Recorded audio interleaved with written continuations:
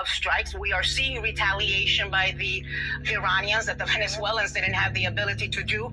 So I think that he's in love with his idea of being the conqueror and the emperor after Venezuela. He's got this Napoleonic complex. He thinks he's Alexander the Great. Right. But Venezuela is not Iran. I respect where you come from, Anna, on this and your ability to like broadly think about it and have heart in it.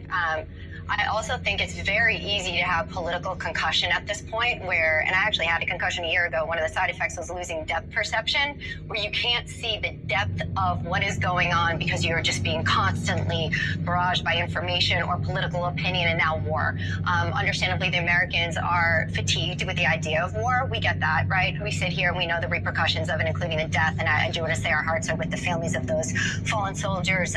Your sacrifice will not be squandered. This war will be won. I do think it's threefold. One, we have 47 million Iranian women who now have a hope of freedom. That's a good thing. Okay, we have a disgusting terrorist regime ended, and the people finally have hope to create their own nation again. Okay, so that's the hope.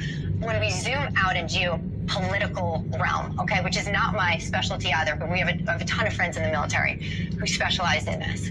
We see that this is actually avoiding a boots on the ground war with China when we are able to choke their oil supply, and the president and our military are exemplary in doing so right now. They've cut the oil supply from Venezuela, and they've now reduced it and choked the oil supply to China in Iran.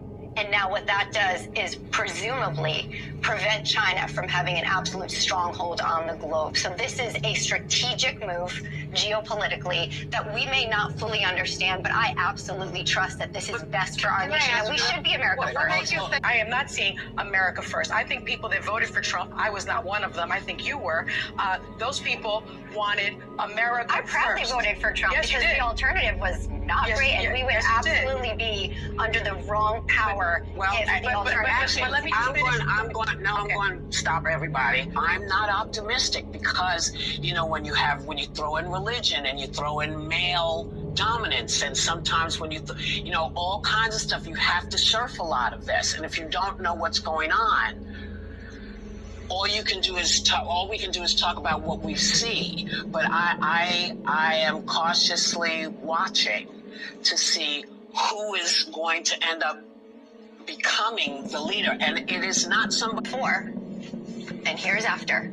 And right now, these women have hope. 47 million women have hope. Women, people who are gay are not being thrown off buildings. Women will not be mutilated and murdered. And I think there's such hope, and it takes strength.